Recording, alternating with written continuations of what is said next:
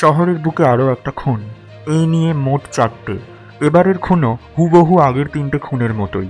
খুনির ধর থেকে মুন্ডু একেবারে আলাদা করে দিয়েছে এবারও। কে মারছে তাদের? সিরিয়াল কিলিংয়ের গন্ধ সমস্ত শহর জুড়ে। পুলিশ কি করছেন, কি বলছেন তারা? আসুন শুনে নেওয়া যাক। দেখুন, আমরা যথাসাধ্য চেষ্টা করছি। বিষয়টা যে সিরিয়াল কিলিং সে বিষয়ে কোনো সন্দেহ নেই। আর 4টে খুনের প্যাটার্ন একেবারে একই, এবং প্রত্যেকটা ডেড বডির পাশ থেকে আমরা একই জিনিস খুঁজে পেয়েছি 4বারই। 2টো টুকরোতে ভাঙা একটা মোমবাতি। আমরা বোঝার চেষ্টা করছি এই 2 টুকরো করা মোমবাতি দিয়ে খুনি আসলে আমাদের কি বোঝাতে চাইছে। আমরা চেষ্টা করছি আপ্রাণ। আশা করছি খুব তাড়াতাড়ি খুনির ছোট্ট কোনো ভুল আমাদের ঝাপসা পথ কিছুটা হলেও পরিষ্কার করে দেবে। জনগণকে বলবো পুলিশের উপর ভরসা রাখতে।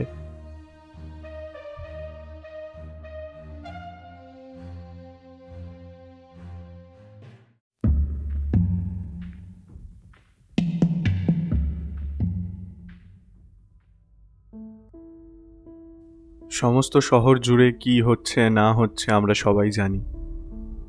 একটা জিনিস প্রচণ্ড ভালো লাগছে, আমরা সবাই নিজেদের মতো করে গলার আওয়াজ বের করেছি। আমরা সবাই জাস্টিস চাই, ন্যায় চাই, বিচার চাই। সবাই সবার মতো করে প্রতিবাদ করছে, আর তার মাঝে আমরা রেডিও রামধনু থেকে প্রতিবাদ করতে এসেছি আমাদের এই গল্প দিয়ে। আশা করছি আমাদের আজকের গল্প অভয়া তোমাদের ভিতরের প্রতিবাদী সত্তাটাকে জাগিয়ে তুলবে আরও একটু। শুনতে থাকো রেডিও রামধনু। আমি ঋত্বিক আছি তোমার সঙ্গে, আর আমাদের আজকের গল্প অভয়া।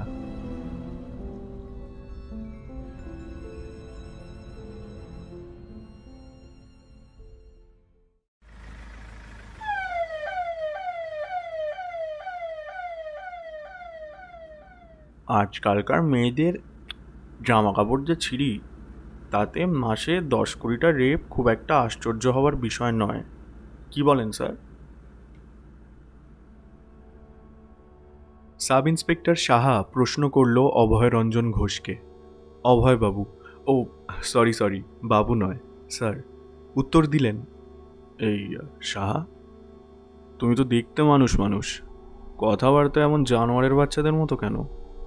না স্যার, মানে পোশাকগুলো দেখলে ঘেন্না করে, পেট দেখানো, বুক বেরোনো খাড়া হয়ে যায় না? তাই জন্য মেয়েগুলোকে রেপ হতে হয় বলো? হ্যাঁ মানে বুঝেছি, খুব উচ্চ বিচার। সাবধানে থেকো, বলা তো যায় না কোন দিন তোমার মা বোনের সাথে এমন হয়। এই বাই দ্য ওয়ে, তোমার বাড়ির মেয়েরা কি সারাদিন বোরকার ভিতর থাকে? মুখগুলো পারলে মাংকি ক্যাপ দিয়ে ঢেকে রাখতে বলো। বলা তো যায় না, মুখ দেখেও কার কখন খাড়া হয়ে যায়। আর কোনো উত্তর দেয় না দীপক সাহা, মানে ইন্সপেক্টর সাহা। অভয় রঞ্জন ঘোষ, গোয়েন্দা, লালবাজার, সিরিয়াল কিলিং এক্সপার্ট, 26 বছরের কেরিয়ার। এ যাবৎ 12খানা খ্যাপাচোদা সিরিয়াল কিলারকে পাকড়াও করেছেন তিনি। এবার 13 নম্বরের পালা। এবারের কিলার বেশ অন্যরকম। পরপর 4টে খুনের স্টাইল সিম্পল। স্রেফ ধর থেকে মুন্ডুটা যত্ন করে আলাদা করে দেয় সে। লাশের পাশে রেখে দেয় 2 টুকরো করা একখানা মোমবাতি। ইন্টারেস্টিং বিষয় হচ্ছে এটাই, মোমবাতি কেন, তাও আবার 2 টুকরো করে ভাঙা। যাই হোক, উপর থেকে স্ট্রিক্টলি অর্ডার, খুনিকে ইমিডিয়েটলি ধরে ফেলতে হবে। খোদ সিএম এই অর্ডার দিয়েছেন, আর কোনো খুন হতে দেওয়া যাবে না। অবশেষে দায়িত্ব এসে পড়েছে অভয় রঞ্জন ঘোষের উপর। ওনাকেই অ্যাসিস্ট করছেন দীপক সাহা। আচ্ছা সাহা, কি বুঝলে, কি বিষয় আছে যেগুলো নিয়ে মাথা ঘামাতে হবে বলে মনে হয়? সাহাকে প্রশ্ন করলেন অভয় রঞ্জন ঘোষ। দেখুন স্যার, 3টে বিষয় খুব ভাবাচ্ছে। বাবা, 3টে? এক এক করে শোনাও দেখি, বলে একটা সিগারেট ধরালেন অভয় রঞ্জন ঘোষ।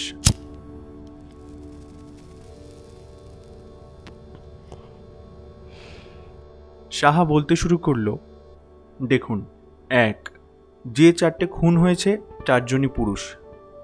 2, 4জনেরই পোস্টমর্টম রিপোর্ট বলছে ভিকটিমদের গায়ে মহিলার নখের আঁচড়ের দাগও পাওয়া গেছে। সেক্ষেত্রে কিলার কোনো মহিলা হতেই পারে। মেয়েরা খুব খামচা খামচি করে বলছো? যাই হোক মা, 3 নম্বরটা শুনি। কি যে বলেন স্যার?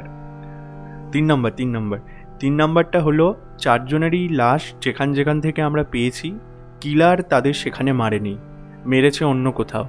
আর স্যার আরও একটা বিষয়, ভিকটিমদের বুকের উপর, পেটের উপর, হাতে দড়ির প্যাচের মতো মোটা মোটা দাগ পাওয়া গেছে। পিঠে এমন কোনো দাগ নেই। মনে করা হচ্ছে ওদের চেয়ারের সাথে বেঁধে রাখা হয়েছিল কোনো। এটাকে বলছে আমাদের ফরেন্সিক টিম? হ্যাঁ হ্যাঁ হ্যাঁ স্যার। আরে বাড়া, জব্বর ব্যাপার। ফরেন্সিক তো ভালোই কাজ করে। মাঝে মাঝে অযথা রেপ কেসকে সুইসাইড কেস বানিয়ে দেয়, গাল খায় হারামিগুলো। যাকগে, তোমার ভারতরত্ন তো আটকানো যাচ্ছে না হে। মানে কেন, মানে কি স্যার? না, 3টে পয়েন্টই একেবারে খাসা। তো মোদ্দা কথা যেটা দাঁড়াচ্ছে সেটা হলো, কিলার একজন মহিলা, যিনি কিনা ভিকটিমদের ধরে এনে চেয়ারের সাথে দড়ি দিয়ে বেঁধে ভালোবেসে তারপর মুন্ডুটা কেটে নেয়, তাই তো? হালকা করে মাথা নাড়ে ইন্সপেক্টর সাহা। হঠাৎ বেজে ওঠে অভয়রঞ্জন ঘোষের মোবাইল ফোনটা।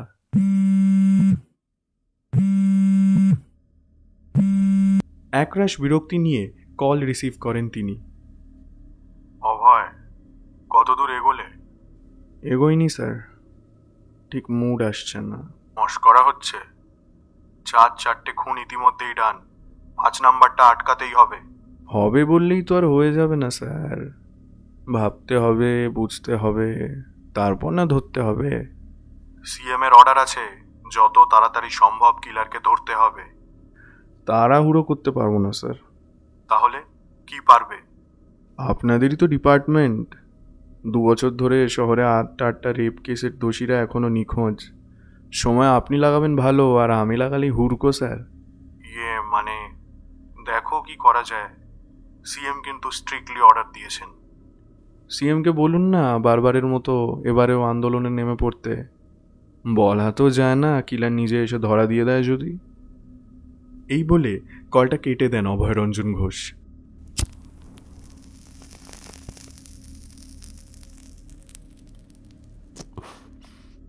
আরও একটা সিগারেট ধরিয়ে তিনি সাহার উদ্দেশ্যে বলেন, বুঝলো সাহা, মনে হচ্ছে আবার একটা খুন হবে, কিন্তু মানে কবে যে হবে। আবার বেজে ওঠে ফোন, এবার সাহার। ফোনের আওয়াজ শুনে অভয়রঞ্জন ঘোষ বিরক্তি মাখা স্বরে বলে ওঠেন, এই বালের ফোনগুলো নিয়ে আর পারা যায় না। দিন নেই রাত নেই, ম্যামা করে বেজে উঠতে পারলেই হলো। সাহা কল রিসিভ করে ফোনে কথা বলতে থাকেন। অভয়রঞ্জন ঘোষ সিগারেট টানতে টানতে কেসের ফাইলগুলোতে মন দেন।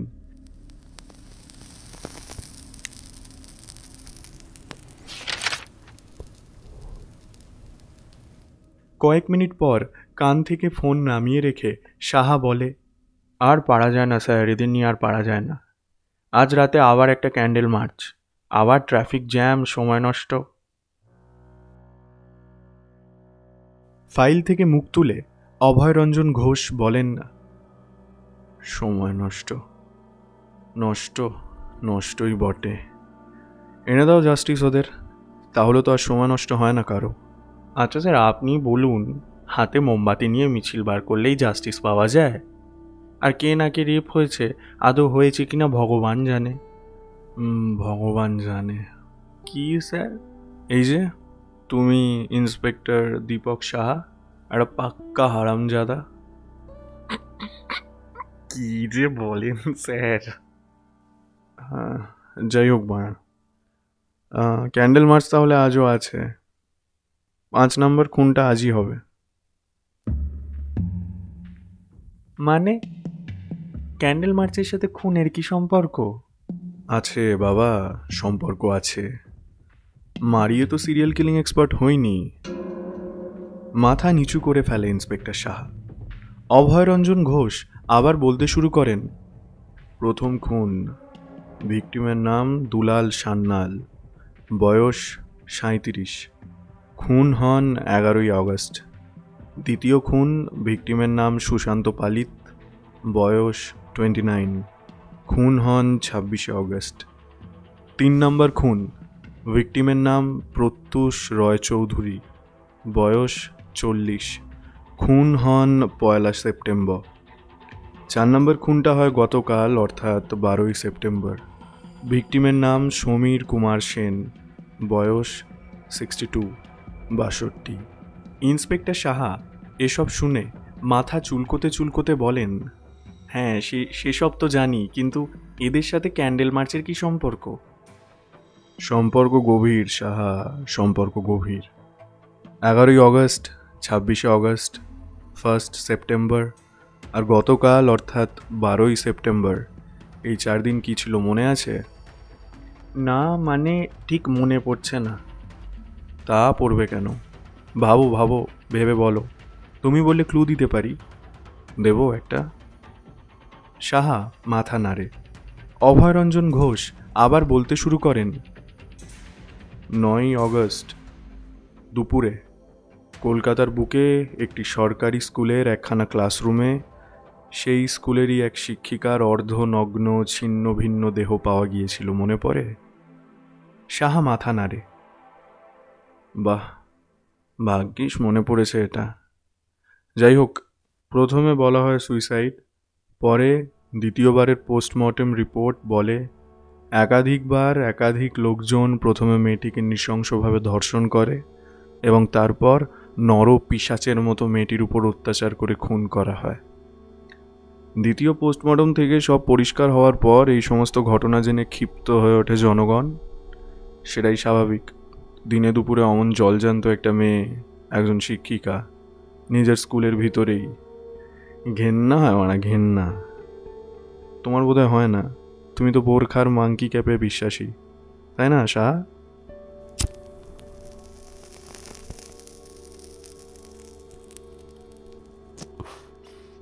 এই বলে একটা সিগারেট ধরান অভয়রঞ্জন ঘোষ। বলতে শুরু করেন আবার, এই ঘটনাকে সুইসাইড বলে চাপা দেওয়া হচ্ছিল। কেন হচ্ছিল? প্রশ্ন জাগে রাজ্যের প্রত্যেকটা জনগণের মাথায়। কেটে যায় 24 ঘন্টা, দোষীদের কোনো রকম খোঁজ করতে পারে না পুলিশ প্রশাসন। 11ই অগস্ট পথে নেমে আসেন জনগণ।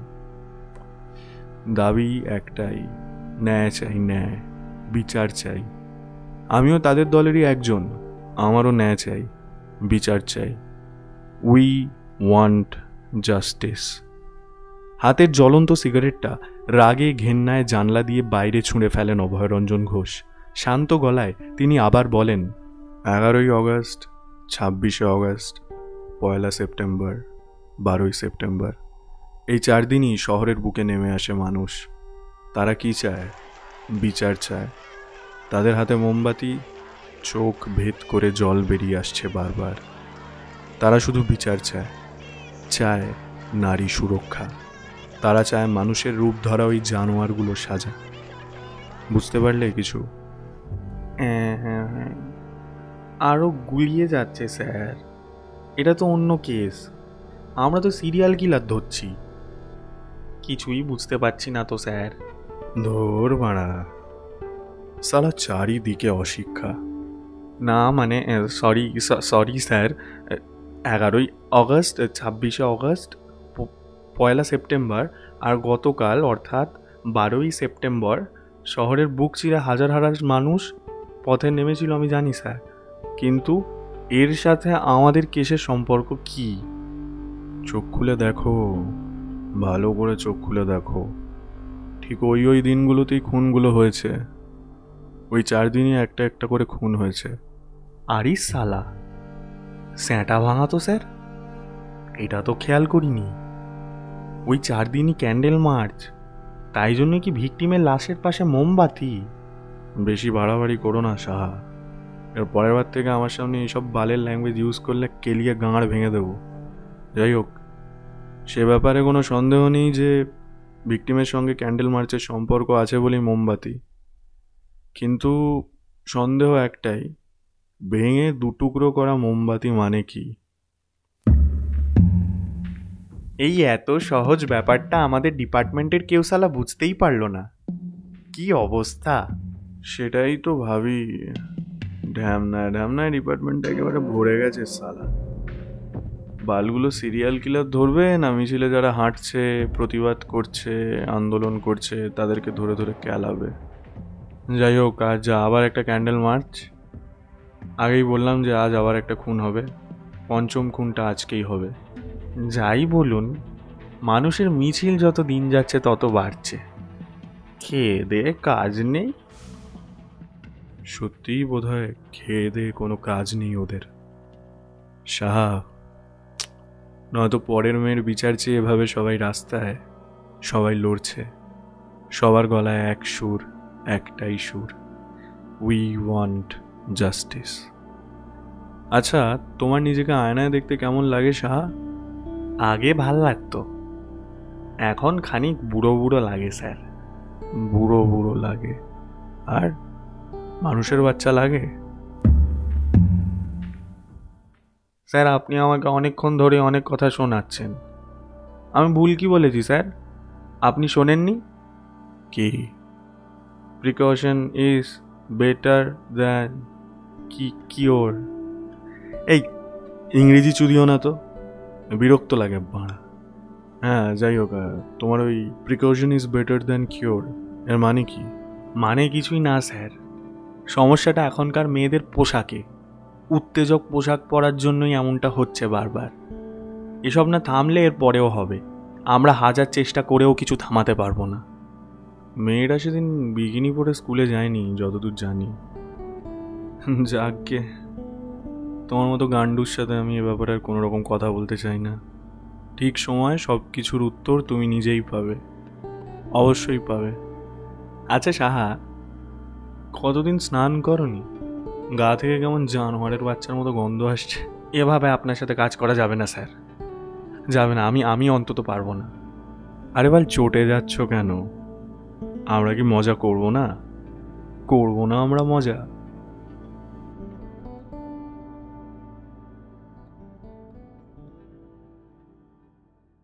আজ তো মিছিল, আপনার কথা অনুযায়ী পঞ্চম খুনটা তাহলে আজই হচ্ছে।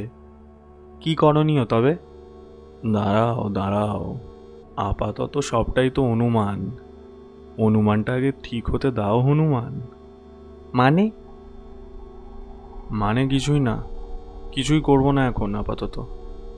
চলো সাহা, একটা কম্পিটিশন হোক, কে কতক্ষণ হাত গুটিয়ে বসে থাকতে পারে। আপনি কি যে বলেন স্যার, কিছুই বুঝি না। আজ তাহলে টিম রেডি রাখি, রাতে গিয়ে দেখি মিছিলে। আপনার অনুমান ঠিক হলে কিলার নিশ্চয়ই থাকবে সেখানে। মিছিল? আমি তো যাচ্ছি মিছিলে, এর আগের 4বারও গেছি। আমিও ন্যায় চাই, জাস্টিস। আরে স্যার, কেসটার কি হবে? ধর মারা, বললাম না হাত গুটিয়ে বসে থাকতে। আজ 5 নাম্বারটা যদি হয়, আমার অনুমানটা পুরোপুরি পরিষ্কার হয়ে যাবে। তারপর না হয় ভাববো কিলারকে ধরার কথা। আর শোনো সাহা, পারলে মানুষগুলোকে আগের বারগুলোর মতো পিটিও না আজ। তোমার শিরদানাটা তো ভাঙা, মানলাম। ওদেরগুলোকেও মেরে নাই বা ভাঙলে, ওদের তো ছোট্ট একটা চাওয়া, ওদের ন্যায় চাই সাহা, ন্যায়, একটু জাস্টিস।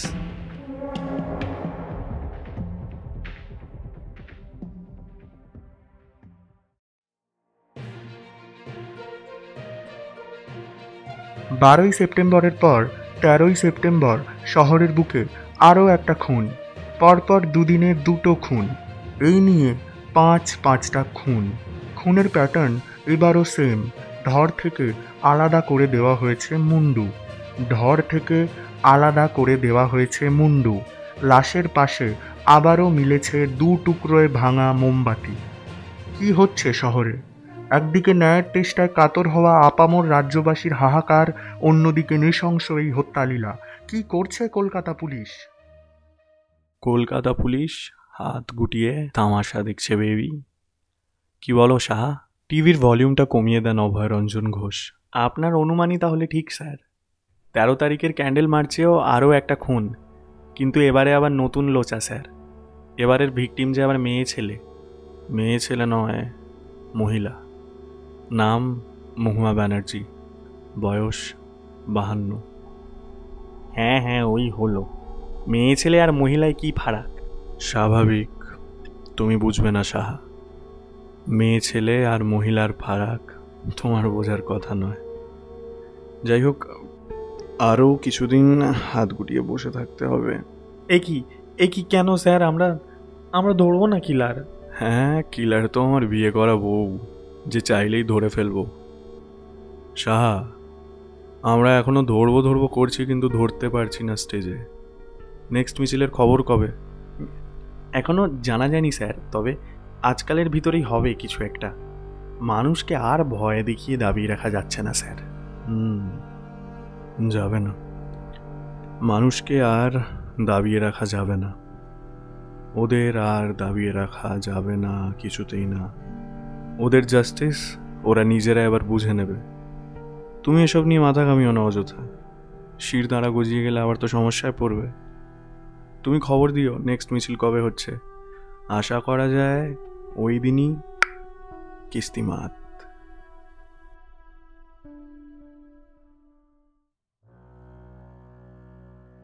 15ই সেপ্টেম্বর শহরের সমস্ত মানুষ জাতি, ধর্ম, বর্ণ নির্বিশেষে আবার ডাক দেয় আন্দোলনের। আবার একটা প্রতিবাদ মিছিল। প্রতিবাদ মিছিলের কারণ জাস্টিস। শহরের বুকে যে মেয়েটাকে নৃশংসভাবে রেপ করে হত্যা করা হয়েছে তার জন্য জাস্টিস। আরও একটা খুনের আশঙ্কায় ওদিকে সাহা কল করে অভয় রঞ্জন ঘোষকে।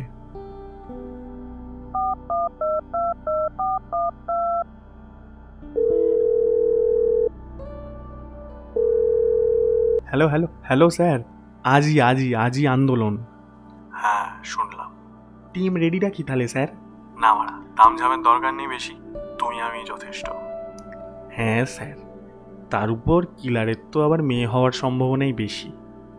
মেয়ে যদি হয় টিম ফিম সাজিয়ে লাভ কি? আমি একাই কাফি। বলে আমার বালের বীর পুরুষ রে। ওই মেয়েই কিন্তু 5-5 জনকে টাঁসিয়ে মায়ের ভোগে পাঠিয়েছে, মনে আছে তো? মায়ের ভোগে, ইন দ্য ভোগ অফ মা। কি বুঝলে? এই বলে কল কেটে দেন অভয় রঞ্জন ঘোষ।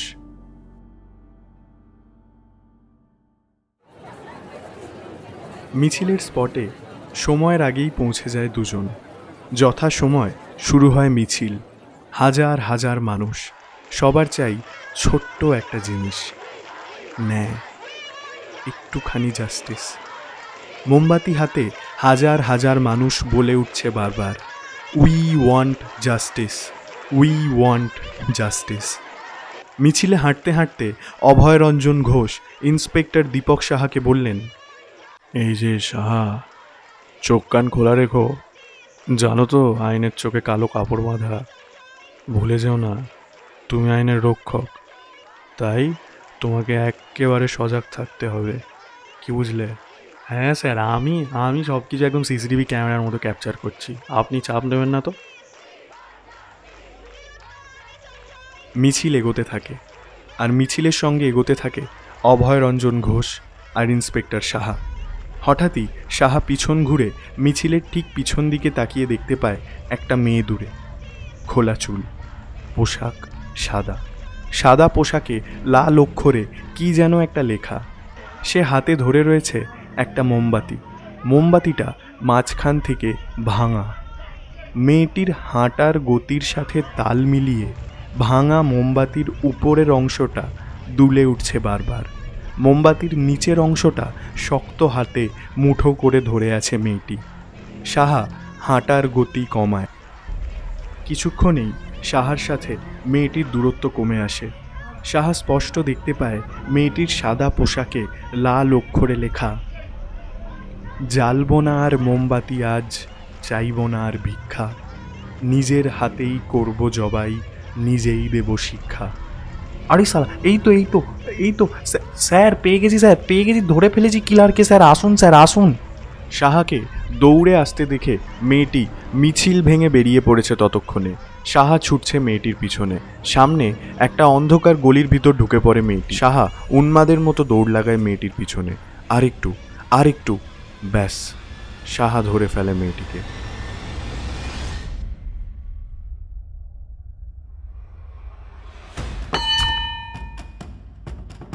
হঠাৎ ভারী কিছু একটা এসে লাগে সাহার মাথার পিছনে। সাহা তীব্র স্বরে চিৎকার করে ওঠে।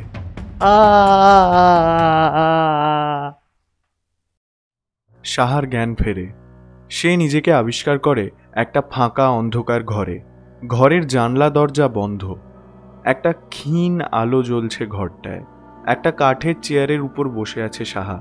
মোটা দড়ি দিয়ে সেই চেয়ারেই আষ্টে পৃষ্ঠে বাঁধা রয়েছে সে। মাথার পিছনে প্রচণ্ড যন্ত্রণা হচ্ছে তার। চিৎকার করে ওঠে সাহা। কে কে কে কে কে বেঁধেছিস আমায় এখানে? কে বেঁধেছিস? সামনে আয় শালা, সামনে আয়, দম থাকলে খুলে দে আমায়। হঠাৎ ইন্সপেক্টর দীপক সাহার সামনে এসে দাঁড়ায় সেই মেয়েটি। খানিকটা অস্পষ্টভাবে দেখতে পায় সাহা মেয়েটিকে। আরও অস্পষ্টভাবে সে দেখে মেয়েটির পিছনে দাঁড়িয়ে আছে অভয় রঞ্জন ঘোষ। সাহা অভয়বাবুকে, আরে সরি, অভয় বাবু নয়, আগেই বলেছি অভয় স্যার। অভয় স্যারকে দেখতে পেয়ে চিৎকার করে ওঠে। আরে স্যার, এই তো আমি স্যার, আমাকে বেঁধে রেখেছে স্যার, স্যার এই তো আমি। অভয় রঞ্জন ঘোষ কোনো উত্তর দেন না। মেয়েটি শান্ত পায়ে এগিয়ে যায় সাহার দিকে। চুলের মুঠি চেপে ধরে মেয়েটি সাহাকে বলে, জানোয়ার, পোশাক না রে, বুক পেট দিকে ঝাঁপিয়ে পড়তে ইচ্ছা হয় খুব তোদের। সাহা তীব্র যন্ত্রণায় চিৎকার করে ওঠে। মেয়েটি বলে, অভয়দা, দাও ছবিগুলো। জানোয়ারটাকে দেখাতে হবে, বোঝাতে হবে দোষটা পোশাকের নয়, দোষটা আমাদের নয়। মেয়েটির দিকে এগিয়ে আসে অভয় রঞ্জন ঘোষ। পকেট থেকে বের করে দেয় বেশ কিছু ফটোগ্রাফস। সাহা কিছুই বুঝতে পারে না কি হচ্ছে এসব, কিসের ফটোগ্রাফস। অভয় স্যারের হাত থেকে ছবিগুলো হাতে নেয় মেয়েটি। একেবারে উপরের ছবিটা হাতে নিয়ে সাহার চোখের সামনে তুলে ধরে সে। ছবিটা একটা সাধারণ শাড়ির ছবি। শাড়ির ছবিটা সাহাকে দেখিয়ে চিৎকার করে বলে ওঠে মেয়েটি, দেখ ছবিটা, ভালো করে দেখ। 2011, অনামিকা দত্ত, বয়স 39 বছর। অফিস থেকে ফিরছিলেন, এই শাড়িটাই গায়ে ছিল সেদিন। তখন রাত 10টা। প্রথমে ধর্ষণ, পরে খুন। শাড়ির ছবিটা ফেলে দিয়ে পরের ছবিটা হাতে তুলে নেয় মেয়েটি। সালোয়ার কামিজের ছবি। দেখ জানোয়ার, 2013, ঋতিকা আগরওয়াল, বয়স 27। এই সালোয়ার কামিজটাই পরেছিল সেদিন। কলেজের মধ্যে প্রিন্সিপাল ধর্ষণ করে। আজও কোনো বিচার হয়নি। পুলিশ সব জেনেও টাকা খেয়ে চেপে গেছে সব। আবার পরের ছবি, জিন্স, ক্রপ টপ। দেখ 2013, নাম রেবতী মজুমদার, বয়স 21। ধর্ষণের পরে খুন। কিভাবে জানিস? ভেতরে ছুরি ঢুকিয়ে, পেটে নয়, একবার নয়, বারবার। পরের ছবি, বোরখা। দেখ দেখ দেখ, বোরখা, সব ঢাকা ছিল, সব। নাম ফিরোজা খাতুন, বয়স 56। প্রথমে খুন করে, তারপরে 3 জন মিলে ধর্ষণ করে। কবের ঘটনা মনে আছে? হ্যাঁ, মনে আছে কবের ঘটনা? 2015। একের পর এক ছবি আসতে থাকে। এই ছবিটা দেখ এবার, দেখতে পাচ্ছিস? নাইটি, খাড়া হয়ে গেল না? নাম সপ্তমী মুখার্জি, বয়স শুনবি? বয়স 86 বছর। গ্যাং রেপড, 8 জন। এইবার এই ছবিটা দেখ, কিচ্ছু নেই না ছবিটাতে? কিছু দেখতে পাচ্ছিস না? না ছিল না কিছু। নাম তিতলি বসু, বয়স শুনবি? 1 মাস 13 দিন। গায়ে কোনো পোশাক ছিল না। হসপিটালের ওয়ার্ড বয়। ধর্ষণ, 1 মাস 13 দিন। সেও ছাড় পায়নি রে। আগের বছরের ঘটনা, এখনো বিচার নেই। এখনো বলবি পোশাক? এখনো? হ্যাঁ, এখনো পোশাকের দোষ দিবি?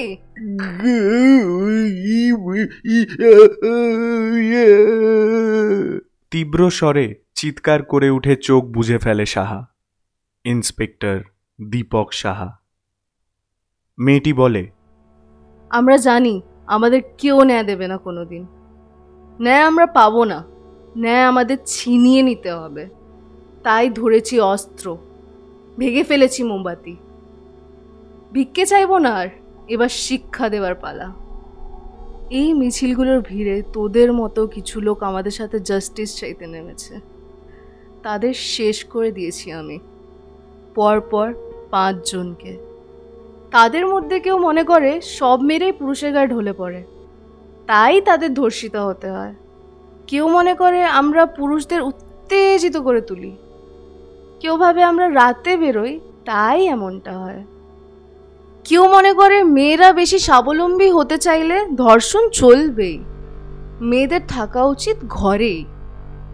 তারাই আবার মিছিলে হেঁটে সুর তুলছে, উই ওয়ান্ট জাস্টিস। এদিকে কোনো মেয়ের পোশাক পছন্দ না হলে তাকে ওরা দাগিয়ে দেয় বেশ্যা নামে। তখন তারা আবার বুক ফুলিয়ে বলে, এমন পোশাক পরলে ধর্ষণ তো করেই ছেলেরা। কেন রে, খারাপ হয়ে যায় এত সহজে? ওটা তোরা সামনে রাখতে পারিসনি? ভুল তোদের, মরতে তোদেরই হবে। তাই বিচার আসুক না আসুক, যাতে বিচার আর ভিক্ষা করে চাওয়ার দিন না আসে, তাই হাতে তুলে নিয়েছি অস্ত্র। আগামী দিনে এমন হতে দেব না আর। মেরে ফেলবো তোদের মতন প্রত্যেকটা নরকের কীটকে। জানো অভয়দা, ওই মহিলা কি যেন নাম, মহুয়া ব্যানার্জি, হ্যাঁ, 13ই সেপ্টেম্বরে মিছিলে হাঁটছিল আমাদের সাথে। মিছিলে হাঁটতে হাঁটতে বলছিল, এখনকার মেয়েরা সব বুক দেখানো পিছন দেখানো পোশাক পরে, কেমন বাবা, কি করে করবে ছেলেরা কন্ট্রোল? এই সব বলার পরও সেই মহিলা আমাদের সাথে চিৎকার করে বলছিল, we want justice, we want justice. পেয়েছে জাস্টিস, আলাদা করে দিয়েছি দেহ থেকে ধর। বিস্ফারিত চোখে মেয়েটি তাকায় সাহার দিকে, তাকিয়ে বলে, এইবার তোর পালা জানোয়ার। অভয়রঞ্জন ঘোষ ঠিক মহেশ্বরের মতো একটা ছুরি এগিয়ে দেন মেয়েটির দিকে। মা দুর্গার মতো ছুরিটা হাতে নিয়ে ইন্সপেক্টর দীপক সাহার দিকে এগিয়ে যায় মেয়েটি। তারপর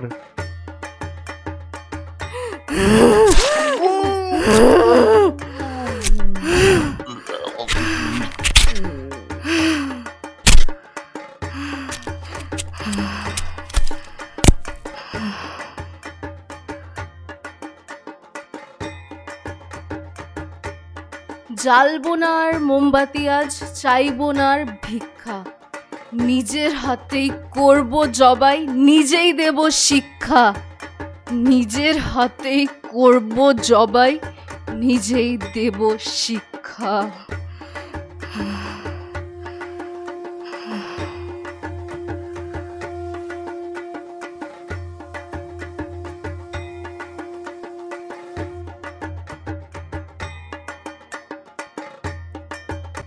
রেডিও রামধনুতে তোমরা শুনছিলে অভয়া।